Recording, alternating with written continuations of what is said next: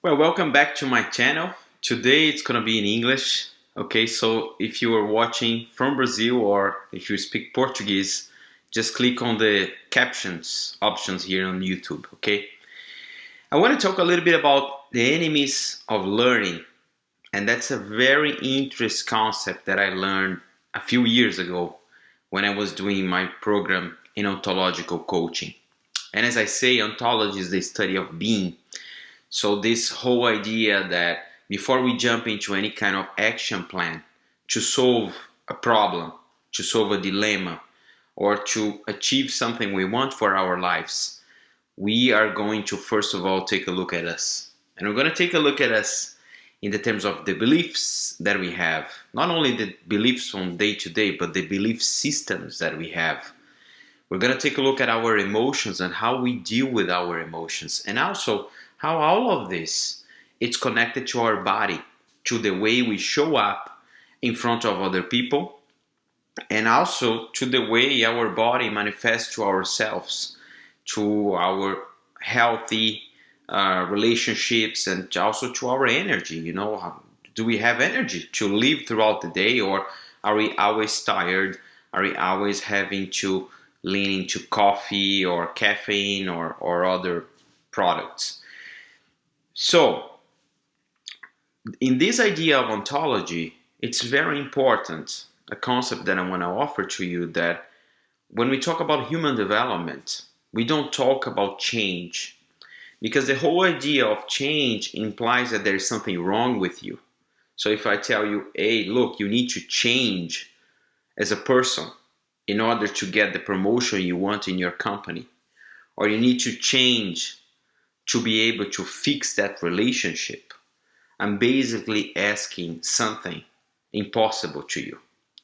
Because the truth is, people are going to get stuck into the mindset of change. They're going to keep saying to themselves, there's something wrong with me, and therefore they're not going to be able to be different. So in the ontological approach, which is this very humanistic approach to people development, to human development, I want to offer you the idea of expansion. And the idea of expansion is, we're going to lean into the strengths you have, the skills you have, the experience you have, but then how can you learn even more? How can you be even better, right? So you lead with your strengths, which is also another topic, it's a foundational topic into the positive psychology movements, to which I'm very familiar with. I'm a big fan of positive psychology. So with that idea of expansion becomes the other side of the story, which is, okay, Daniel, I want to do this. I want to learn new things. I want to learn how to be an empathetic person, how to be a better listener, how to be a person that leads in a way that is more open, more democratic, more inviting for people to provide inputs and opinions, right? I get that all the time. And people tell me, look, I want to do all of that, but I can't. There is something getting in the way, and that's what we call the enemies of learning, that we all have. Because of our education, because of our culture, because of our belief systems, and the way we deal with our emotions in our body, we always get stuck at a point where I cannot learn anymore. And that is the opportunity for us to look at what is getting in the way.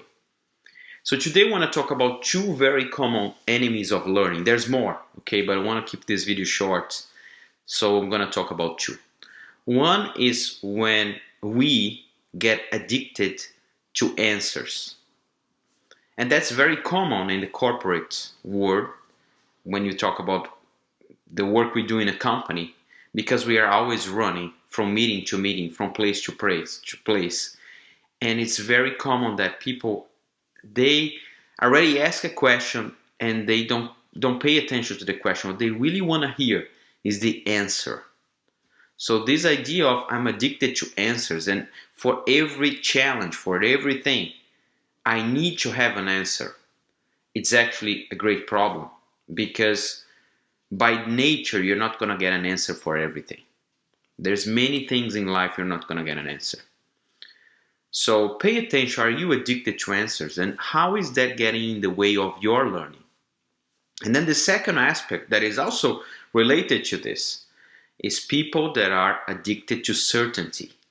So not only I want an answer, but I want to be sure all the time. And that's what we do as human beings. We want to be sure all the time, but it's basically impossible, right? Because the nature of life brings this whole spectrum of uncertainty.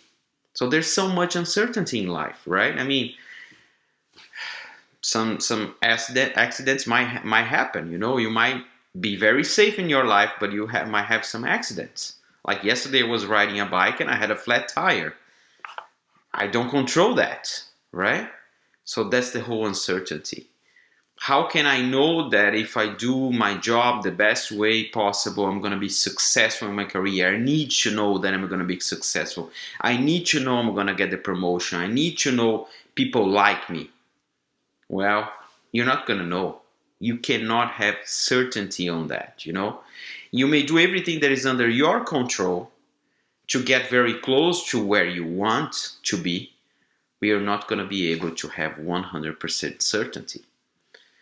So these are very common things, and they become enemies of learning because the media, the news, the social media, other people, friends, family, colleagues, in conversations that we have with all of these stakeholders, they end up reinforcing those beliefs. The belief that we need to have an answer for everything and we need to have certainty for everything, right? So that's my invitation to you. Take a look at this. Do you have those enemies of learning, right?